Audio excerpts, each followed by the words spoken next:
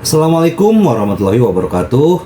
Salam sejahtera buat kita semua. Semoga kita semua dalam keadaan sehat jasmani dan rohani, tidak kekurangan satu apapun. Amin ya robbal alamin. Oke, Mimin akan melanjutkan cerita Liontin Giok Naganya. Tapi seperti biasa, bantu dulu tekan tombol like dan berkomentar juga Tuan dan Nona. Terima kasih sesudah dan sebelumnya. Ini hanyalah permulaan kepala. Bab 1809 sampai bab 1812. Ye Chong tidak menyangka bahwa Murong Yan akan menari dengan tegas. Dia bergegas ke sisi kapal, tetapi hanya mendengar suara pop. Murong Yan telah memasuki air dan kemudian menghilang. Ye Chong sangat cemas dan berpikir untuk mengikutinya. Saat ini, Ye Chong tiba-tiba merasakan sesuatu yang aneh di belakangnya. Meskipun Ye Chong telah kehilangan seluruh kekuatannya saat ini, pengalaman bertempurnya selama bertahun-tahun membuat intuisi Ye Chong masih sangat sensitif. Ye Chong menoleh dan melihat dengan pandangan sekelilingnya bahwa pembunuh bertopeng itu sudah dekat dengannya. Pada saat ini, si pembunuh memegang kapak di tangannya dan menebas punggung Ye Chong. Ye Chong bereaksi sangat cepat dan segera menghindar ke samping dan jatuh ke tanah, sehingga lolos dari serangan fatal si pembunuh. Pembunuhnya mengayunkan kapaknya dengan keras dan menghantam sisi kapal, menimbulkan suara dong. Pembunuhnya buru-buru mencabut kapaknya, tapi tidak bisa mencabutnya untuk beberapa saat. Pada saat ini, Ye Chong memanfaatkan kesempatan itu, mengambil tongkat di sebelahnya, dan memukul tubuh lawan dengan keras. Pembunuhnya kesakitan dan tidak punya pilihan selain melepaskan kapaknya dan mundur 3 langkah. Kemudian, Ye Chong mengejarnya, dan keduanya mulai berkelahi. Pada saat ini, si pembunuh menggunakan tangan kosong, tetapi Ye Chong memegang tongkat di tangannya, jadi Ye Chong mendapat keuntungan. Setelah beberapa putaran, Ye Chong memukul kepala si pembunuh dengan tongkat. Hanya ada suara teredam, dan si pembunuh dibuat pusing oleh Ye Chong. Pembunuhnya terhuyung dan terus mundur hingga mencapai sisi kapal, berpegangan pada sisi kapal untuk mencegahnya terjatuh. Sepertinya dia telah kehilangan kemampuannya untuk bertarung. Ye Chong menghela nafas lega, mengangkat tongkatnya, dan memaksa si pembunuh ke sudut buta. Tidak ada kemungkinan untuk kembali. Saat ini, si pembunuh tiba-tiba berkata, "Tidak, tidak, tidak, jangan bunuh aku, berhenti membunuhku." Lalu Ye Chong berkata, "Brengsek, biarkan aku melihat wajah aslimu." Dengan mengatakan itu, Ye Chong melepas tudung si pembunuh. Dan ketika Ye Chong melepas tudung si pembunuh, dia tercengang. Dia akhirnya mengerti mengapa Murong Yan mengatakan dia adalah seorang pembunuh. Karena lawan pembunuhnya sama persis denganku. Ye Chong bahkan memiliki ilusi bahwa dia sedang melihat ke cermin. "Siapa kamu?" Bahkan Ye Chong, yang telah melihat dunia, terkejut. "Aku adalah kamu," kata si pembunuh. "Apa?" Ye Chong bertanya. "Aku adalah kamu, aku adalah Ye Chong, dan kamu juga adalah Ye Chong," kata si pembunuh. Ye Chong tampak bingung. "Apa yang kamu bicarakan? Apa yang terjadi?" Pembunuh itu berkata, "Biarkan aku membunuhmu, dan kita bisa keluar dari siklus ini. Ayo, biarkan aku membunuhmu, maka tidak ada yang mau harus menderita, mengerti?" "Apakah kamu gila? Apakah kamu pikir aku bodoh?" Ye Chong bertanya tanpa berkata-kata. Pembunuhnya berkata, "Kamu percaya padaku. Aku tahu kamu pasti berpikir bahwa aku mirip denganmu. Tapi kita adalah orang yang sama, kita telah memasuki sebuah siklus. Dan hanya ketika semua orang mati barulah siklus ini dapat diangkat. Aku membunuhmu, bukankah masalahnya akan terpecahkan?" Ye Chong bertanya. Pembunuhnya berkata, "Tidak ada gunanya. Kita harus membunuh semua orang di siklus terakhir. Saya orang di siklus sebelumnya."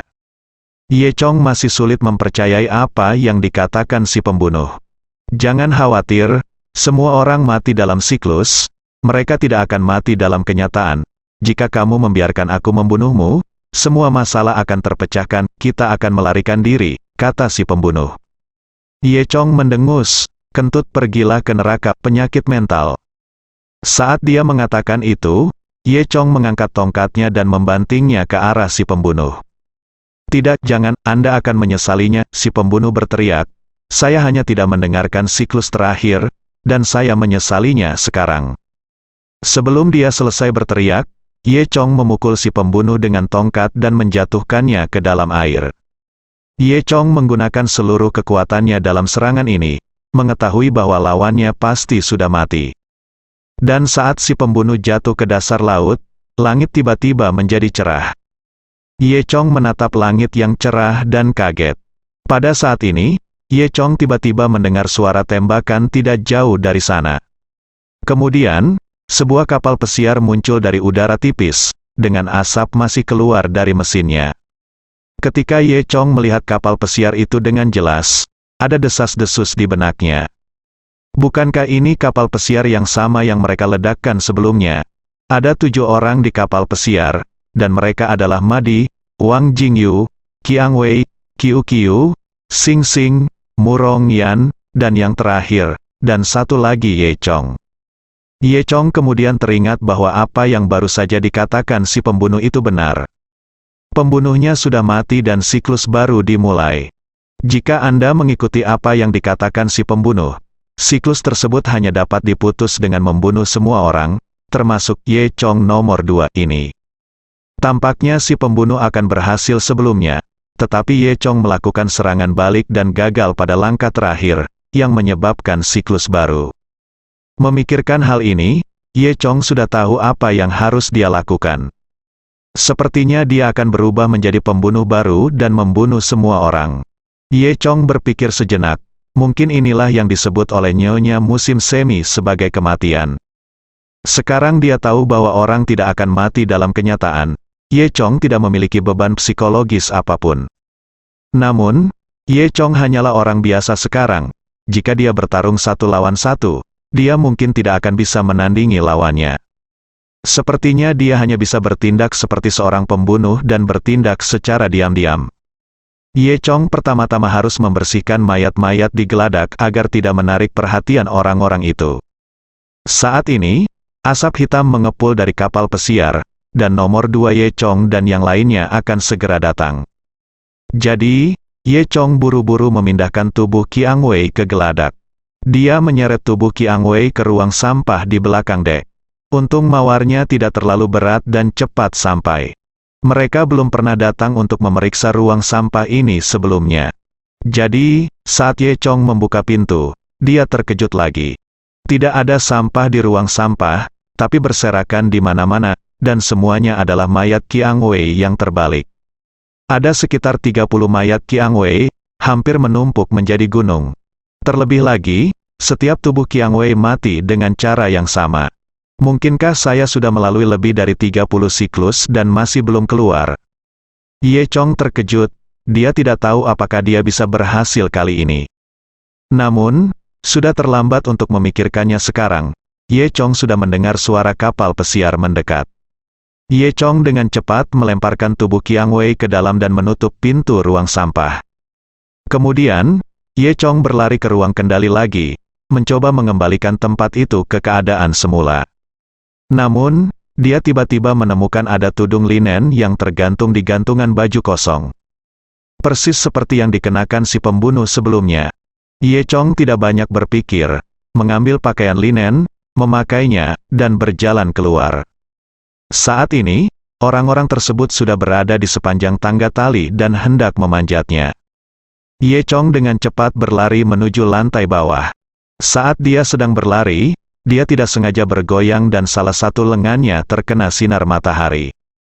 Saat ini, nomor 2 Ye Chong sedang melihat ke sini. Hati Ye Chong tergerak dan dia bersembunyi dengan cepat. Saat ini, dia akhirnya mengerti siapa sosok hitam aneh itu ketika dia naik perahu. Ternyata itu dia. Akhirnya, Ye Chong berhasil bersembunyi di lantai bawah tanah sebelum Madi, yang pertama naik ke geladak. Orang-orang itu akan tinggal di geladak untuk sementara waktu, dan Ye Chong memanfaatkan waktu ini untuk membereskan tempat itu. Setelah Ye Chong memasuki level berikutnya, dia segera pergi ke kasino untuk membereskan kekacauan itu. Dia pertama-tama menyeret tubuh Qiu Qiu ke pintu samping dan melemparkan tubuhnya ke kamar kecil di dalam pintu samping. Tak perlu dikatakan, ada banyak mayat Qiu Qiu di dalamnya, dan Ye Chong sudah terbiasa. Kemudian, Ye Chong menyeret tubuh Sing Sing lagi dan melemparkannya ke sebuah ruangan. Ruangan itu masih penuh dengan mayat Sing Sing. Kamar-kamar ini dipilih secara acak oleh Ye Chong, tetapi tampaknya Ye Chong akan, secara acak, memilih ruangan yang sama setiap kali melalui siklus. Ada kekuatan yang kuat dalam siklus ini. Ye Chong berspekulasi bahwa setiap kali Wang Jingyu melarikan diri, dia mungkin akan memasuki ruangan yang sama, secara acak. Oleh karena itu, dia menemukan tubuh Wang Jingyu dan menyembunyikannya di ruangan lain sesuka hati. Setelah melakukan semua ini, Ye Chong berjalan keluar dari pintu samping dan menemukan noda darah pada lukisan di dinding kasino. Ye Chong tidak terlalu peduli dan hanya menyebarkan darah dengan tangannya, membentuk bentuk persegi. Ye Chong akhirnya tahu dari mana datangnya kotak merah yang menurutnya sangat sumbang. Selanjutnya, Ye Chong berencana pergi ke lantai bawah dulu, karena dia tahu Wang Jingyu dan Ma Di akan pergi ke ruang pembangkit listrik di sana. Di sana, dia bisa dengan mudah membunuh Ma Di. Ketika Ye Chong baru saja menuruni tangga, dia mendengar suara berisik datang dari lantai atas. Nomor 2 Ye Chong dan beberapa orang lainnya di siklus kedua telah keluar. Ye Chong mempercepat langkahnya dan bergegas ke ruang bawah tanah. Lalu saya menemukan tempat di sini dan menyembunyikannya. Ruangan tempat dia bersembunyi tampak seperti ruang perkakas. Ye Chong melihat panah otomatis dan 5 anak panah sekilas. Ye Chong mengambil senjata pembunuh ini tanpa berpikir panjang. Setelah menunggu beberapa saat, saya mendengar langkah kaki menuju ke atas. Wang Jingyu dan Ma Di sudah turun. Saat keduanya berjalan, mereka masih mengatakan hal-hal buruk tentang Ye Chong. Setelah itu, setelah bermain-main, keduanya menyalakan generator. Mereka mulai menertawakan Ye Chong, dan berencana kembali lagi nanti untuk mempermalukan Ye Chong. Ye Chong yang mereka bicarakan tentu saja adalah Ye Chong nomor 2 dalam siklus mereka. Ma Di berkata, "Hei, mari kita lihat apakah anak itu ingin mengatakan sesuatu kali ini." "Benar, kita harus mempermalukan anak itu ketika kita kembali," Wang Jingyu berkata sambil tersenyum. Ma Di berkata, "Mungkin Murongyan kecil itu bisa melihat kali ini bahwa Ye Chong hanyalah kepala pistol timah perak, tidak sebaik kita." "Hehe, benar," kata Wang Jingyu. Baru pada saat itulah Ye Chong menyadari bahwa kedua orang ini ada di bawah sana dan telah mengatakan banyak hal buruk tentangnya. Ma Di ini berbicara banyak omong kosong, dia benar-benar pantas mati dulu, pikir Ye Chong dalam hati. Setelah itu, Ye Chong diam-diam berjalan ke pintu, lalu bergegas mendekat dan menikam jantung Ma Di dengan belati. Dia tidak menggunakan panah otomatis. Lagi pula dia hanya punya 5 anak panah, jadi dia harus menggunakannya dengan hemat. Meskipun Ye Chong sudah tahu bahwa ini tidak akan merugikan orang di dunia nyata, perasaan membunuh orang yang tidak bersalah masih membuat Ye Chong merasa sedikit linglung. Saat Ye Chong tertegun, Wang Jingyu sudah melarikan diri. "Membunuh," teriaknya sambil berlari. Ye Chong menggelengkan kepalanya dan langsung mengejarnya. Kemudian, ketika Ye Chong datang ke kasino, Wang Jingyu ketakutan dan memberitahu semua orang bagaimana Ma Di dibunuh. Yikuyu. "Membunuh, ada iblis pembunuh di sini, dia membunuh Ma Di," Wang Jingyu berteriak ngeri. Ye Chong sudah mendengar kalimat ini sekali, lalu, Ye Chong muncul di pintu, dan tidak ada yang memperhatikannya. Segera setelah itu, Ye Chong menembakkan panah dan menembak langsung Sing Sing hingga mati, yang menghadap pintu. Pada saat ini, Ye Chong dan Ye Chong nomor 2 di ruangan itu saling memandang. Dia merasa seolah-olah sedang melihat dirinya sendiri dari sudut pandang orang ketiga, yang merupakan perasaan yang sangat aneh. "Lari!" teriak Wang Jingyu, mengambil bola dan berlari masuk melalui pintu samping. Nomor 2 Ye Chong juga mengambil Qiang Wei dan lari dari pintu sisi lain. Di kasino, hanya Murongyan yang tersisa, berdiri di sana dengan pandangan kosong. Murongyan sepertinya terlalu takut untuk bergerak. Ye Chong mengarahkan panahnya ke arah Murongyan. Meskipun dia tahu bahwa orang lain itu tidak nyata, bagaimanapun juga, dia adalah seseorang yang sangat dia kenal. Ye Chong tiba-tiba merasa dia tidak tahan untuk mengambil tindakan. Lebih baik membunuh yang lain dulu. lalu membunuh Murong Yan terakhir, pikir Ye Chong dalam hati. Setelah itu, dia mengejar Wang Jingyu dan Qiu Qiu. Sama seperti terakhir kali, Wang Jingyu dan Ye Chong berjuang. Selama perkelahian, Wang Jingyu melepas topeng Ye Chong. Saat Wang Jingyu dan Qiu Qiu melihat Ye Chong, mereka berdua terkejut. Wang Jingyu sangat terkejut dan berkata, "Itu kamu, bajingan." Qiu Qiu juga melihat wajah Ye Chong dan terlalu takut untuk berbicara. Dari segi tubuh dan kekuatan, Ye Chong kini menjadi orang biasa dan belum menjadi lawan Wang Jingyu. Tapi bagaimanapun juga, Ye Chong memiliki banyak pengalaman bertempur dan memiliki senjata pembunuh di tangannya. Pada akhirnya, Ye Chong membunuh Wang Jingyu.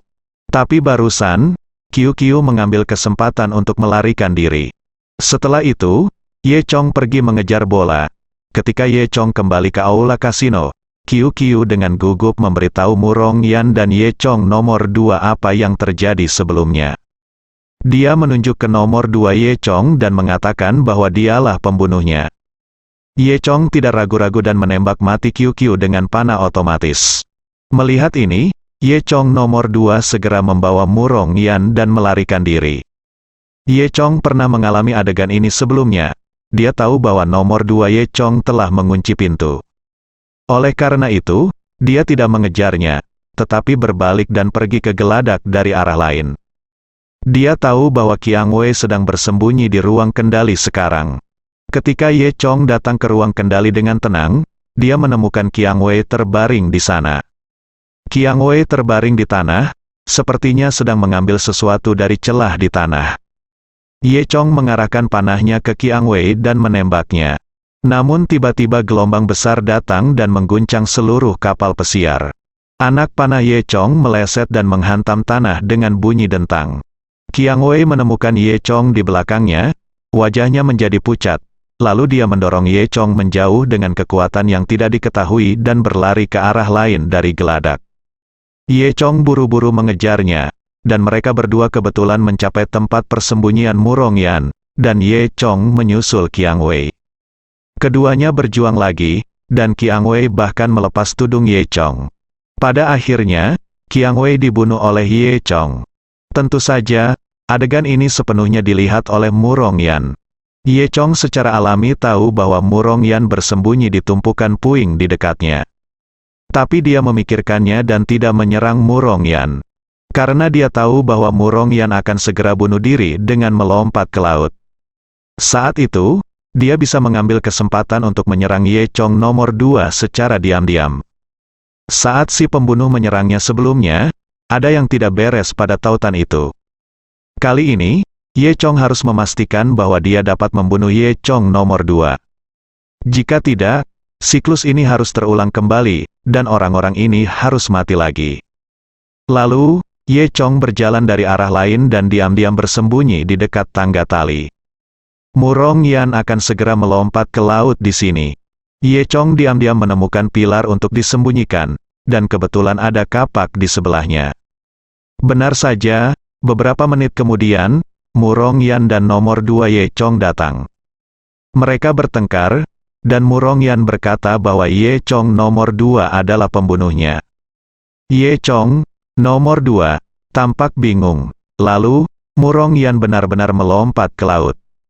Nomor 2 Ye Chong dengan cepat berlari ke sisi kapal dan ingin melompat untuk menyelamatkan yang lain. Sekarang, dia telah menggunakan panah-panahnya. Jadi dia mengambil kapak di sebelahnya, mengangkatnya tiba-tiba, dan menyerang Ye Chong nomor 2. Membunuh diri sendiri dari belakang adalah perasaan yang sangat aneh. Meskipun Ye Chong mencoba yang terbaik untuk membunuh nomor 2 Ye Chong.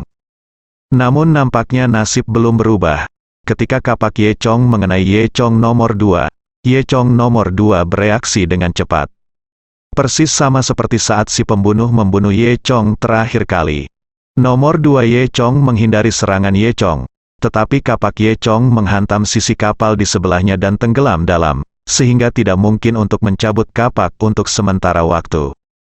Saat Ye Chong mencabut kapaknya, nomor 2 Ye Chong mengangkat tongkat di sebelahnya dan memukul kepala Ye Chong. Ye Chong hanyalah orang biasa sekarang. Dia sangat pusing setelah dipukul hingga ada bintang di matanya. Dia mundur beberapa langkah dan mundur ke sisi kapal. Pada saat ini, nomor 2 Ye Chong bergegas, "Bajingan, biarkan aku melihat wajah aslimu." Saat dia mengatakan itu, dia melepas tudung si pembunuh. Ketika nomor 2 Ye Chong melihat Ye Chong, matanya melebar dan dia terkejut dan bertanya, "Siapa kamu?" Ye Chong harus mengulangi apa yang dikatakan si pembunuh kepadanya sebelumnya.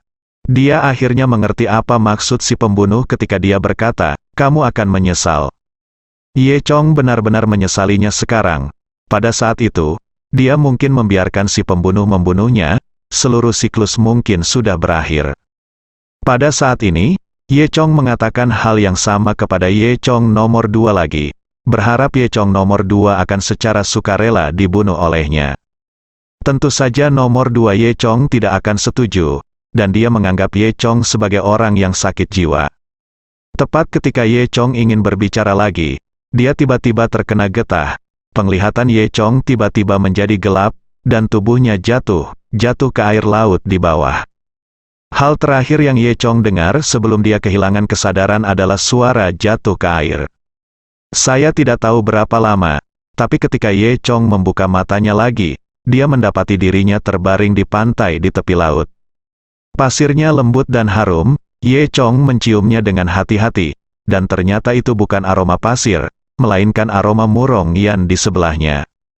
Dia menoleh dan menemukan Murong Yan duduk di sebelahnya, duduk bersila dan menatapnya dengan gugup. "Ye Chong, bagus, kamu akhirnya bangun," kata Murong Yan.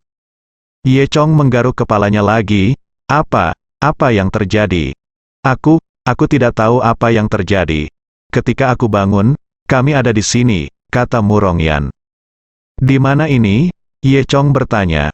Murong Yan berkata, "Dewi musim semi baru saja memberitahuku dalam pikiranku bahwa kita telah memasuki reruntuhan dewa musim semi." Ye Chong tercengang, ini adalah reruntuhan dewa musim semi. Tapi, bagaimana mereka melakukannya? Ke sini. Bukankah mereka berada di kapal pesiar horor yang pernah mengalami siklus sebelumnya? Apakah siklus tersebut dapat dikatakan telah berakhir? Ye Chong tidak berhasil. Tetapi Ye Chong berikutnya, nomor 2, Ye Chong. Nomor 3, Ye Chong. Nomor 4, dan bahkan Ye Chong. Nomor 100, akhirnya berhasil dan mengakhiri siklusnya.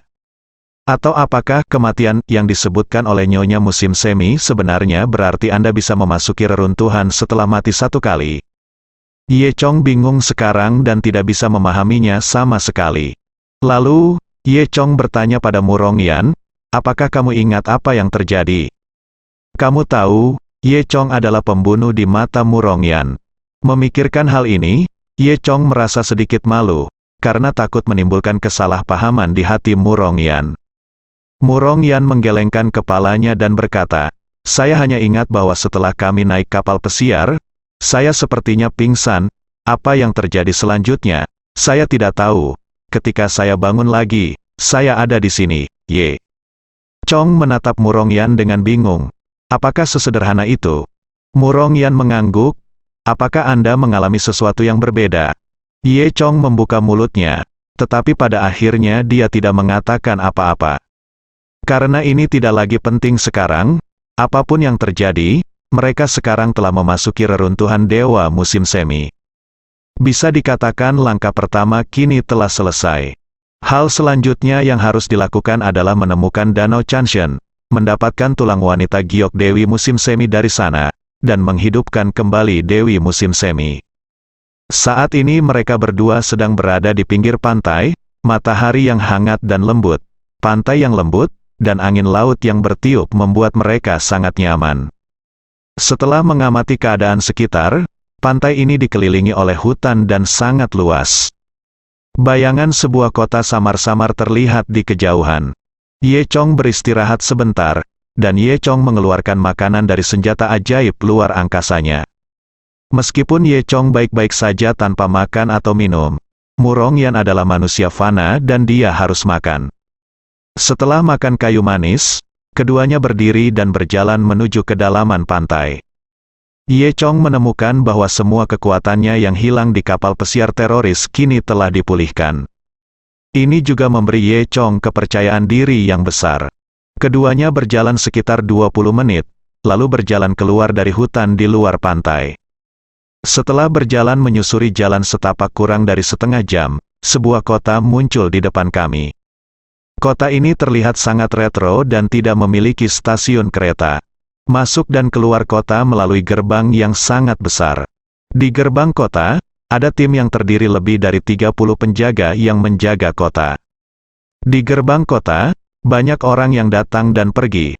Ada yang keluar untuk berburu dan bertani, dan ada pula yang mendorong gerobak ke kota untuk melakukan usaha kecil-kecilan. Ye Chong dan Murong Yan mengamati dari kejauhan untuk sementara waktu. Menurutku tidak ada sesuatu yang berbahaya di kota ini. Kecuali pakaian orang kota, berbeda dengan mereka. Pakaian yang dikenakan orang-orang di sini sangat rumit, mirip dengan hanfu. Namun lapisan yang serasi, lengan dan keliman yang super panjang dan lebar membuat mereka terlihat cantik. Ye Chong, dengan mata yang cepat dan tangannya yang cepat, diam-diam mencuri 2 set pakaian dari mobil penjual yang lewat. Tentu saja, itu tidak dianggap mencuri. Ye Chong masih meninggalkan sejumlah uang di dalamnya. Meskipun demikian, Ye Chong tidak yakin apakah uang dari dunia normal dapat digunakan di sini. Keduanya dengan cepat mengganti pakaian mereka. Harus dikatakan bahwa pakaian seperti ini memiliki efek dekoratif yang sangat nyata bagi orang-orang, terutama orang-orang cantik. Saat Murong Yan mengenakan pakaian merah muda ini, dia tampak seperti peri yang turun ke bumi. Ye Chong tidak bisa menahan matanya melebar. Murong Yan memutar matanya ke arah Ye Chong. Apa yang kamu lihat? Wajah Ye Chong memerah. Tidak ada, mari kita lihat dari mana peri itu berasal. Bah, Murong Yan mengerang. Ayo cepat pergi. Chong merasa sedikit aneh. Tingkah laku Murong Yan tampak sedikit dingin. Menurut alur cerita normal, bukankah seharusnya Murong Yan merasa malu? Kemudian kedua orang itu berjalan menuju gerbang kota. Keduanya ingin masuk ke kota dan mengenal lingkungan sekitar. Namun, ketika mereka baru saja mendekati gerbang kota, sesuatu yang tidak terduga terjadi. Tampaknya tiba-tiba, semua orang di sekitar mereka memandang mereka dengan mata ragu. Ye Chong sangat terkejut. Sekarang dia dan Murong Yan mengenakan pakaian yang sama seperti orang lain. Perbedaannya terlihat pada setiap aspek. Kenapa semua orang melihat mereka berdua? Bisakah mereka sadar bahwa mereka bukan penduduk setempat? Saat ini, seorang lelaki tua terlihat berjalan ke arah mereka. Sekilas Murong Yan mengenali lelaki tua ini. Dia adalah pengemis tua yang dia temui di kota kecil. Pengemis tua itu berjalan ke arah mereka. Wajahnya berkerut dan mulutnya hampir tidak bergerak.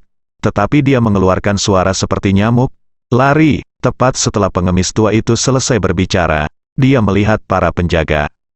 Di gerbang kota bergegas ke arahnya, Ye Chong dan Murong Yan. Saat ini, ketika Ye Chong dan Murong Yan ingin melarikan diri, semuanya sudah terlambat. Lebih dari 30 penjaga telah menyusul. Ye Chong tidak punya pilihan selain bertarung. Namun, apa yang Ye Chong tidak duga adalah bahwa kekuatan para penjaga ini sebenarnya sangat kejam. Di antara 30 orang ini, yang paling lemah sebenarnya adalah pejuang tingkat bumi. Seberapa menakutkankah kekuatan kelompok sekuat itu jika ditempatkan di dunia luar? Untungnya, Ye Chong sekarang adalah prajurit Da Cheng Tianji, dan dia tidak akan dikalahkan melawan 30 atau lebih prajurit tingkat bumi ini. Namun, bahkan Ye Chong harus berkonsentrasi dan mencoba yang terbaik untuk melindungi dirinya dan Murong Yan. Ye Chong khawatir jika waktu terus berjalan, lebih banyak penjaga akan keluar untuk mencegat mereka di kota. Pada saat itu, saya khawatir hal ini akan semakin sulit ditangani. Oleh karena itu, Ye Chong hanya bisa mundur sambil bertarung, dan membawa Murong Yan pergi dari sini terlebih dahulu. Memikirkan hal ini, Ye Chong langsung mengambil Murong Yan dan lari menuju hutan di kejauhan. Para penjaga ini tidak bisa melawan atau mengejar, dan mereka akan membiarkan Ye Chong melarikan diri. Dan pada saat ini, bayangan hitam tiba-tiba terbang dari arah kota Yikuyu. Bayangan hitam itu bergerak sangat cepat dan mendekati Ye Chong dalam sekejap. Bayangan hitam itu menamparkan Murong Yan di pelukan Ye Chong. Ye Chong tahu betapa kuatnya lawannya dan tidak berani gegabah. Jadi dia harus menggunakan telapak tangannya untuk melawan. Bang, terdengar suara teredam. Dan kedua orang itu bertabrakan satu sama lain. Masing-masing terjatuh ke belakang lebih dari 10 meter. Baru kemudian Ye Chong menyadari bahwa kekuatan bayangan hitam ini tidak sebanding dengan kekuatan para penjaga itu. Bayangan hitam ini ternyata adalah prajurit puncak tingkat surga, bahkan lebih kuat dari Ye Chong. Jika Ye Chong tidak dilindungi oleh tubuh Dewa Naga, dia mungkin terluka parah oleh gerakan itu sekarang. Namun, para penjaga sepertinya kagum dengan bayangan hitam tersebut. Setelah bayangan hitam itu mengambil tindakan, tidak ada satupun dari mereka yang berani melangkah maju untuk membantu bayangan hitam itu secara pribadi. Ini memang memberi Ye Chong kesempatan. Jika tidak, jika bayangan hitam ini menyerang bersama-sama, Ye Chong mungkin tidak bisa mengatasinya sama sekali. Ye Chong cemas, dia tahu bahwa dalam keadaan seperti itu, dia tidak boleh jatuh cinta pada pertempuran. Jika mereka terus bertarung, mereka mungkin baru saja tiba di reruntuhan Dewa Musim Semi dan akan ditangkap sebelum mereka melihat bayangan Dewa Musim Semi, Danau Dewa Musim Semi. Saat bertarung, Ye Chong mundur bersama Murong Yan, memikirkan dalam benaknya kapan harus menggunakan keterampilan khusus untuk menyingkirkan keterikatan pria bayangan itu. Namun, kekuatan manusia bayangan ini memang terlalu kuat. Dia sangat terikat pada Ye Chong, sehingga mustahil bagi Ye Chong untuk melarikan diri bahkan jika dia menginginkannya. Lambat laun, Ye Chong dirugikan. Ye Chong bukan tandingan manusia bayangan ini. Bahkan lebih sulit lagi baginya untuk bertarung sengit dengan manusia bayangan dan melarikan diri bersama Murong Yan pada saat yang bersamaan. Tapi Ye Chong dan manusia bayangan itu sangat cepat dan segera meninggalkan penjaga lainnya. Keduanya berkelahi dan berlari, dan telah memasuki hutan lebat. Dan Ye Chong segera terpaksa berada dalam situasi putus asa. Pada saat ini, pria bayangan itu juga berhenti menekan dan mencibir. Mari kita lihat kemana kamu bisa melarikan diri. Ye Chong bertanya, siapa kamu? Kami tidak punya keluhan. Mengapa kamu ingin menangkap kami? Kamu memang orang luar. Kamu bahkan tidak mengenalku. Dan kamu tidak memahami peraturan di sini. Siapapun yang datang ke tanah misteri musim semi dari luar akan dibawa kembali untuk diperiksa, inspeksi. Ye Chong tertawa. Dia berkata, saya khawatir ini tidak sesederhana itu. Bukan, pemeriksaan macam apa itu? Apakah ini mengancam jiwa? Jika ini adalah rutinitas yang normal, tidak perlu melakukan hal yang terlalu berlebihan. Haha, kamu masih punya otak. Karena kamu tidak ingin kembali bersamaku, maka pergilah dan mati saja. Saat dia mengatakan itu, pria bayangan itu tiba-tiba mengambil tindakan dan meraih hati Ye Chong. Di saat yang sama, cincin rumput tiba-tiba terbang keluar dari duri miring. Cincin rumput ini tidak terlalu besar atau terlalu kecil, hanya pas di kaki manusia bayangan. Ada tali rumput yang disambungkan ke cincin rumput, dan ujung tali rumput yang lain disambungkan ke pohon besar. Manusia bayangan itu ditarik oleh cincin rumput, kekuatannya diregangkan, dan tubuhnya tertegun. Tali jerami ini sebenarnya sangat kuat. Si manusia bayangan terjebak selama setengah detik dan langsung mencabut pohon besar tersebut.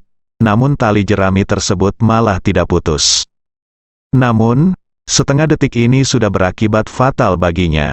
Ye Chong melihat kesempatan ini, dan dengan gerakan tubuhnya, dia muncul di belakang manusia bayangan. Lalu, dia meninju pria bayangan itu dengan keras. Puff, pria bayangan itu memuntahkan seteguk darah, tampaknya terluka oleh Ye Chong. Pria bayangan itu awalnya lebih kuat dari Ye Chong, tapi sekarang dia terluka.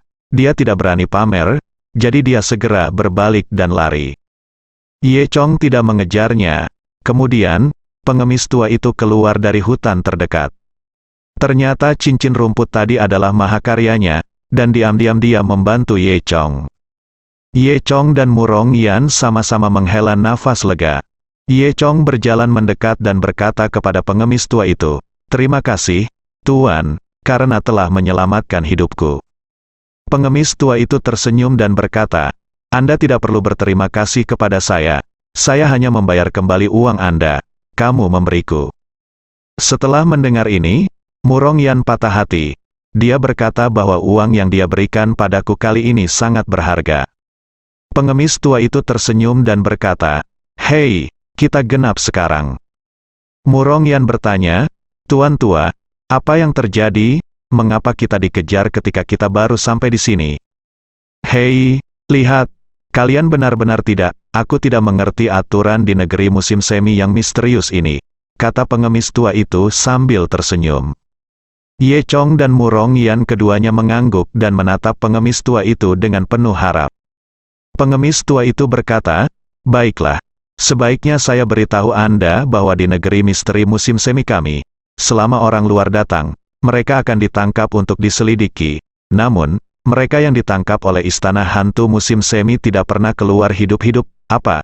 Istana hantu musim semi?" Ye Chong sangat penasaran. "Mengapa disebut istana hantu musim semi? Bukankah ini tanah misterius musim semi? Bukankah seharusnya disebut istana dewa musim semi?" Bersambung.